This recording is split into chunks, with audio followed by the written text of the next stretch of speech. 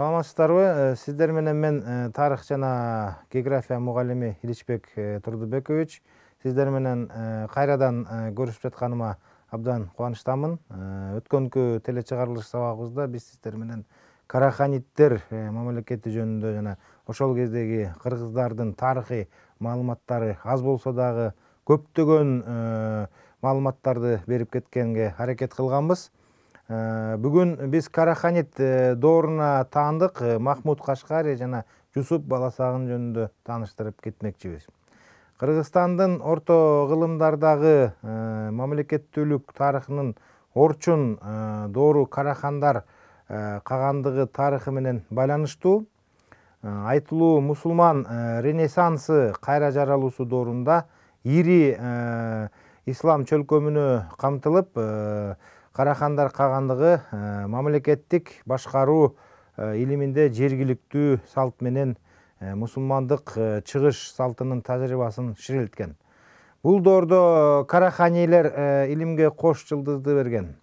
Алар 11-кылымда жашап эмгектенген Жусуп Баласагын 1015 жана 18-жылдар аралыгында туулган, өлгөн жылы белгисиз.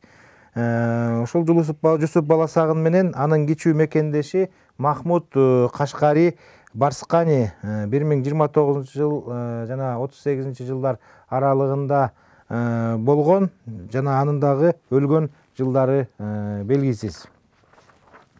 Жусуп Баласагындын жападан жалгыз чыгармасы бул Кутакду бийлик, кыргызча айтканда бул Кут билим же Кут кылчу бийлик поэмасы.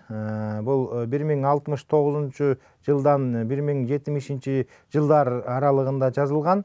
Бул дастандын негизги идеясы Карахандар кагандыгында идеалдуу өкүмдарды тарбиялоого жана окутууга багытталган. Жусуп Баласагындын Кут билим поэмасы акылмандык менен бийлик жүргүзүүгө, адамдарга жакшы мамиле кылууга алып баруучу жолду көрсөтүү максатында жазылган этикалык, дидактикалык чыгарма болуп эсептелет. Жусуп Баласагын билимди баарынан жогору коет, ал аны менен бардык адамдык касиеттерди байланыштырат. Поэмада вазирге, аскер башчыга, хажипке, катчыга, элчиге, жазмачыга, окумуштууга, дарыгер табыпка жана көптөгөн башкаларга зарыл болгон сапаттар сүрөттөлөт. Жусуп Баласагын окумуштууларга жана окутуучуларга урматтап сый мамиле кылууга чакырган. Так илимдерди, астрономияны, математиканы жана башка окуп үйрөнүүнүн зарылдыгын баса белгилеген. Жусуп Баласагын өзүнүн окурмандарын эне тилине аяр мамиле кылууга үндөгөн. Ал мыйзамды сыйлоо, дипломатиялык өнөрдү өздөштүрүү жөнүндө жазат. Эң башкысы анын Кут билим поэмасында бардык элдерди, бардык мезгилдерде толкундаткан жалпы адамзаттык идеялар даана жана жогорку көркөмдүктө чагылдырылган. Махмуд Кашкари Барскани болсо Ысык көл аймагында туулуп өсүп, дүйнөдө залкар түркологиялык энциклопедияны калтырып кеткен аалым. Анын санжыралык аты жөнү Махмуд ибн Хусейн ибн Мухаммед Махмуд ал-Кашкари өз эмгегинде өзү ак сөктөрдүн тукумунан жана Махмуд ал-Кашкари тукумунан Карахандар кагандыгын негиздөөчүлөр менен башкаруучулардын урпактарынан экендиги баса белгилейт. Махмуд Кашкаринин атасы Хусейн ибн Мухаммед айтылуу каган Харун Сатук Бура хандын небереси, Мухаммадтын уулу экени жана Барскандын беги катары Ысык көл ойдуңундагы аймакты башкарганы маалым. Ар кайсы өлкөлөрдө 5 жылга жакын саякаттап жүрүп жана бай материал топтоп ал өзүнүн башкы эмгеги Дивану лугати түрк тилдериндеги сөздүгү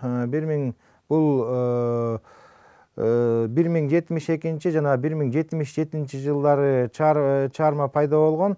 Чаармасын ортоңку чыгышта арабча жазып бүтүрөт жана аны Аббасилер халифи ал-Муктадиге арнайт. Махмуд Кашкари Барскани өз чыгармасында Ысык көл ойдуңу жергиликтүү калктын үрп-адаттары, каада салттары, тилинин өзгөчөлүктөрү, чарбасы жана негизги кесиптери жөнүндө кеңири маалыматтарды берет. Аларды бөлөк түрк элдери менен салыштырат. Ал эмгегине дүйнөнүн тегерек картасын тиркеген. Уникалдуу картада жердин борбору катары Ысык көл ойдуңу жана аны курчап турган Теңир тоо, кырка тоолору көрсөтүлгөн. Кутагду билик жана Дивану лугати түрк чармаларындагы мол маалыматты башка булактарга салыштыруу аркылуу Карахандарда жалпы мамлекеттик бийликтин башчысы улуу каган болгонун билебиз. Өзүнчө аймактарды башкарган жергиликтүү хандар өздөрүн хан катары эсептешкен менен улуу кагандын бийлигин таанышкан. Алар өздөрүнүн ээликтери үчүн чыгарган тыйындарынын бетине өз атын эле эмес, жалпы мамлекет башчысы улуу кагандын ысымын да чектиришкен. Улуу каганга баш ийген жергиликтүү ээликтер Дубан хандары деп аталган, өз кезегинде бектер аркылуу өз ээлигин башкарган.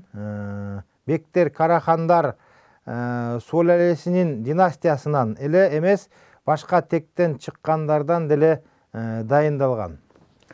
Махмуд Кашкари бек сөзүн арабча эмир сөзү аркылуу которот. Бул бек бир эле учурда аскер башчы да болгонун айгинелейт. Мамлекеттик идеологиялык салт бектердин зоболосун көтөрүүгө багытталган. Алар тек гана өлкөнү башкаруучу болуп эсептелбестен, интеллектуалдык жактан да калайыктын каймагы катары бөлүнүп турууга тийиш эле. Буга Жусуп Баласагунинин Кутагду билик эмгегинен төмөнкөдүү саптар мисал болот. Недерин эшиткен Өтүкен беги сынап сүйлөп сөздөрү нарктуу деги, эл үчүн эң татыктуу беги керек, көңүлү тили түз, кылыгы айкөл керек, билимдүү окуган элине карамдуу, дили да көзү ток, көңүлү жарамдуу, бардык изги ишке болсо экен колу узун, уяттуу сылыкта мүнөзү түзүк. Манас дастанындагы бир чакырсак билимдүү, падышалык, илимдүү Манасты гана алалык. Сагынбай Орозбак уулунун варианты боюнча деген жана башка өкүмдар сабаттуу болушу керектиги баса белгиленген. Саптарда кыргыз эли мамлекет башчынын мыкты башкаруу үчүн зарыл болгон билимине зор маани бергени айгинелейт. Караханилердин мыйзамы төрү деп аталган. Бул мыйзам каада салт сана нарктан турган жана укумдан тукумга ооз-эки өткөрүлгөн. Жусуп Баласагын катал бийлик маалында анын айрым жол жоболорун оңдоп коюуга болорун белгиленген. Төрү деген сөз бул мыйзам. Мыйзам суудай күч болсо, ал от сымал өчөр. Сууну мол агызсаң күчтүү от өчөр. Бирок мамлекеттин тиреги анын мыйзамдары менен байланыштуу экендигин да Жусуп Баласагандын дастанынан дана байкалат. Түз мыйзам орнотсоң, түзөлөт дүйнөн киши чыкпас өлкөдө зомбулук көргөн. Караханилер доорундагы саясат таанууга байланыштуу бир макал Махмуд Кашкаринин чыгармасы аркылуу бизге маалым. Эл калды, төрү калмас. Мамлекет сакталып калар, адат салтка негиздеген мыйзам болсо өзгөрөр. Демек, мамлекеттеги мыйзам жана салт улам жаңы доорго ылайыкталып өзгөрүүгө учурары ошол кезде да белгилүү болгон.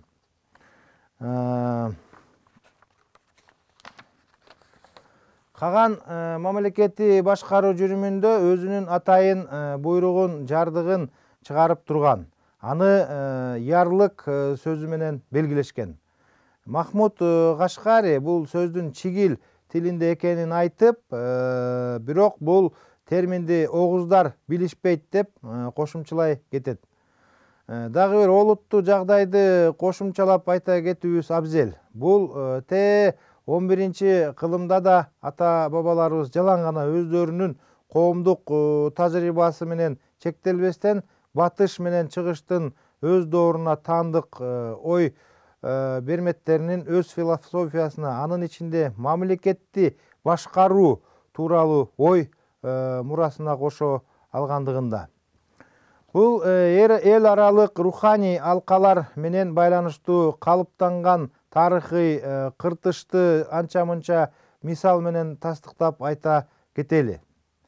Абу Насыр Мухаммед ибн Тархан ибн Узлак ал-Фараби ат-Түрки жалпы түрк калктарынын орток аалымы, Теңир тоонун эң түндүк батыш өңүрүндө туулуп өскөн ойчул. Анын кыскача ныспасы Фараби. Латын адабиятында Аль-Фарабиус атыккан бул Олимпиос 872-жылы айтылуу Фараб шаарында туулган. Бул Сырдарыянын ортоңку агымындагы аймак, азыр түштүк Казакстанга кирет. Ал мусулмандык маданий өрүш доорунда жакынкы чыгышка чейин билим кубалап саякат кылып, ошол жакта өмүр кечирип 950-жылдын 14-декабры менен 951-жылдын 12-январынын ортосунда Дамаск шаарында дүйнөдөн кайткан. Бул философ, математик, музыканын теоретиги, чыгыштын ойчулу катары атыккан илимпоздуу байыркы грек ойчулу Аристотельдин чыгармаларын мыкты которуп түшүндүрүп, анын философиялык окуусун андан ары уланткандыгы үчүн чыгышта экинчи мугалим Аль-Муаллим ал-Ассани деп аташкан. Фарабинин Акчалтой шаар жөнүндө илимий эмгегинде өздөрү үчүн гуманистик окуу өнүктүрүлгөн. Мында ал эмгекчил жана билимдүү инсандар коомун жана мамлекетти сүрөттөгөн. Мындай коомго Фараби түгүл азыркы адамзат дагы эмгиче толук жете албай умтулуп келебиз. Мында ысымы эске алынган Аристотель байыркы грекче айтканда жашап кеткен 384-жылдан жана 322-жылга чейин жашаган Аристотель болсо өз доорунун залкар жеңип алуучусу, ири дөөлөттү негиздеген Александр Македондук 356-жылдан 323-жылга чейин жашаган. Бул Александр Македонскийдин мугалими, устаты болгон.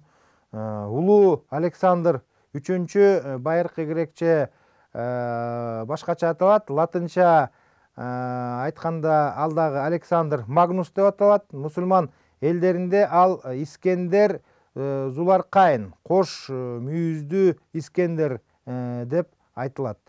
Деп атыккан бул падыша жана кол башчынын аскерлери Борбордук Азияга чейин сүңгүп келип, Фергана аймагында Александр Эсхата шаарын негиздегендиги тарыхта маалым.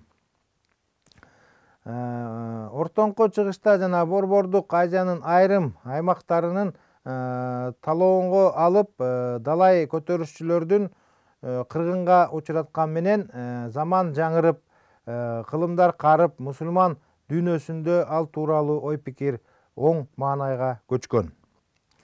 Маселен, Махмуд Кашкари чийген дүйнө картасында Искендер Зуларкайындын дубалы түштүк чыгыш Азияда тарапта көрсөтүлөт. падыша жана Жаангер Искендер жапайы калк болгон Яжуш жана Мажуш элдеринин Библияда Гог-Магог деп, Манас дастанында Анжы-Манжы деп көрсөтүлгөн калкты оолак сүрүп, алар өткүс темир дубалдын ары жагында калтырган имиш.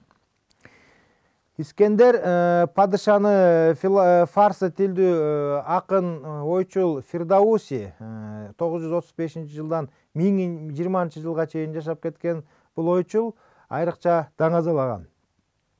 Ирандын Харасан аймагында Туз шаарынан чыккан Хаким Абу Касым Мансур Хасан Фирдауси Туси Шах наме дастанынын жазып, өз дорунун өкүмдары Махмуд Газналыкка багыштаган.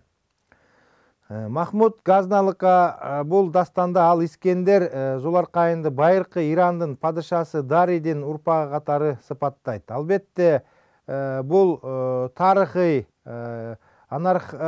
анахронизм, себеби бул Александр Македондук тескерисинче байыркы ирандык цивилизацияны басып алган чет элдик жаангер эмеспи.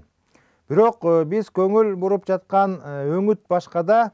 Бул дастанда Фирдауси Искендерге байыркы Ирандагы эң адилет падышанын мүнөздөмөсүн таңуулайт. Дастанда падыша тактысына отуруп жатып Искендер мындай деп айтат: бул дүйнөдө бардыгы өтөт да кетет. О замандын утурмагы, андан эч ким кача албайт. Деги келсинчи бизге нааразынын баары тең. Ак сарайдын дарбазасына адилеттик тилеп, күндүзү келишсин, түндүн дал ортосунда келсин. Биздин адил сөзүбүздү угуп билсин. Андан ары Искендер 5 жыл бою алык салыктан кече турганына, бакыбат турмушка шаардыктар да, чөл таланы байырлагандар да, дарыя жээгинде же тоолуу аймактарда турмуш кечиргендер да балкый турганына убада кылат. Окуутууларды жакырдантмайын, жарды жарчыларга дүр дүнүйө тартуулайм деп Искендер адил падышанын сөзүн айтат. Мындайча айтканда, байлардын байлыгы колун бурап тартып албай турганын, рейдерлик кылбастыгын, жакырларга, бейбечараларга кайрымдуу болорун билдирет. Ушул жерден бир аз чегине кетелик. Орто кылымдардагы жана жаңы доордогу түшүнүккө ылайык мамлекетти бийлеген адил падыша, адил хан же султан калайыкка оор салык салбагандыгы үчүн жаккан. Кыргыздардын Кедей хан деген дастанында Тээ Борбордук Азиянын батышындагы Хива хандыгын бийлеген Азим хандын ууру кескин болгон өз чөлкөмүнүн байларын уурдап тоногон, мындайча айтканда, аймактагы Робин Гуд болгон киши тактысынан ажыратканда жергиликтүү калайыктын тың чыкмалары Азим хандын элге очурлаткан салык салбаган дурус өкүмдар экенин Кедей ханга айтат. Сиз сураган Азим хан салыгын жаман салчу эмес, чыгымын жаман алчу эмес, чыгымын салып күнүгө 40 жигити барчу эмес. Азим хан айына болгону 18 сом салык жыйнатчу экен. Фирдауси жазган Шахнамедеги ошондой эле Кыргыздын Кедей хан жана башка дастандарындагы мамлекетти адилет башкаруунун бейнеси тууралуу ойлор Жусуп Баласагындын Кутактуу бийлик же Кут билим дастанында да арбым учурайт. Киреше эл бакыбат болбосо гана дурус чыгат, калайык болбосо анык тартипте гана байлыкка тунат. Мындан тышкары Жусуп Баласагын мамлекеттик бийликти зомбулук менен кармап турууга мүмкүн эместигин, эл мындай зөөкүр мамилеге чыдап турбастыгын да эскертет. Бек Жусуп Баласагындын оюнча ар кандай шараптан, ичкиликтен жана абийирсиздиктен, ыпыластыктан алыс болушу абзел. Бектердин өздөрү карапайым калайыкка букарасына өрнөк көрсөткөн учурда оболу сөздөр өздөрү мыйзамды кыйшайышсыз аткарган чакта гана жалпы элде кадыр барк бедел сакталарын акын таасын белгилейт. Бектерди, кагандарды, падышаларды абийирдүү жана адилет башкарууга чакырган мындай китептер жалпы чыгыш калктарынын орток ой казынасы экенин Жусуп Баласагындын дастанынын баш сөзүнөн эле айгинелей алабыз. Бир чети бул насаат китеп Жусуп Баласагындын айтымында түндүк Кытайда чын мамлекетинде айкөлдүк иштер жыйындысы деп аталса, ал эми түштүк Кытайда мачын мамлекетинде ири дөөлөттөрдүн мамлекеттердин күйөрманы деп аталат. Чыгыш өкүмдарлары бул китепти мамлекет башкаруучуларынын шөкөтү дешсе, Иран тилдүүлөр аны түрктөрдүн шахнамеси деп аташат. Кээелери аны бийлик ээлерине насият китеп дешет. Турандыктар болсо аны кутагдуу бийлик деп аташат. Мындан улам мамлекетти башкаруу тууралуу илим башка чыгыш өлкөлөрүндө да өнүккөндүгү тууралуу Жусуп Баласагын кабардар экенин болголой алабыз. Жусуп Баласагын түздөн түз айтпаса да, өзүнөн бир аз мурдараак жашап өткөн фарсы акыны Фирдаусинин чыгармасынан кабардар экенин Шахнаме чыгарма аталышын эскергенден улам жоромол кыла алабыз. Ошону менен катар эле Жусуп Баласагын арабта тажиктер китептер арбын, биздин тилибизде бул жазмам жалгыз деп эскерип, өз чыгармасынын караханилик түрк тилинде жазылган көзгө басар насият дастан экенин баса белгилейт. Ал эми Махмуд Кашкаринин диванындагы макал лакаптар жана башка этнографиялык мол маалымат болсо, бийликти таза, адилет башкаруу, саясий ынтымак жана башка жагдайлар тууралуу элдик ой мурас караханилер каганатында жана андан сырткары жашаган түрк калктарында кеңири камтылганын таасын чагылдырган. Ошол макалдардын бири маселен эки кочңар башы бир ашачта бышмас. Кыргызча айтканда эки кочкордун башы бир казанда кайнабас деген макал кылым карытып азыркы кыргыз жана башка калктардын фольклорлорунда сакталып келе жатат. Жусуп Баласагын өз дастанында улук хас хажип кызматтын ээлеген мамлекеттик аткаминер тууралуу атайын сөз кылып, мамлекеттик ишмер ар кандай паракорчулук алыс болушу керектигин эскертет. Түп нускада орун чолмаса кылса барча ишик, ягутса бегине ирамыш кишик. Азыркы кыргызча котормосу пара албасын, кылсын бардык ишин өкмөт. Жакын кылсын бегине жарамдуу кадырман кишилерин. Бул орунч пара деген сөз. Пара сөзү ошол доордо гана эмес, азыркы таптада мамлекеттеги адилеттикти, акыйкаттыкты ылайлаткан жосунсуз кылмыштуу жорук болуп жаткан азырда кутагдуу бийлик дастаны коомдук олуттуу жүк көтөргөн чыгарма экендигин айгинелейт. Кыскача жыйынтыктасак, бул эки чыган окумуштунун Жусуп Баласагын менен Махмуд Кашкари Барсканын эмгектеринде мамлекетти башкаруунун илиминин айрым идеялары, жоболору, ага байланыштуу мол терминдик маалымат камтыган. Ошондуктан алардын чыгармалары кыргыздардын теңир тоолук түрк калктарынын мамлекеттик башкаруу илиминин тарыхын иликтөөдө көөнөргүс булак болуп саналат. Урматтуу көрүүчүлөр, биз сиздер менен бүгүнкү телекөрсөтүү сабагыбызда Караханит мамлекетинин доорунда жашап өткөн жана илимий чыгармаларын калтырып кетишкен Махмуд Кашкари жана Жусуп Баласагын жөнүндө сөз кылдык. Көңүл бургандарыңызга чоң рахмат. Кийинки көрүшкөнгө чейин сак саламатта болуңуздар.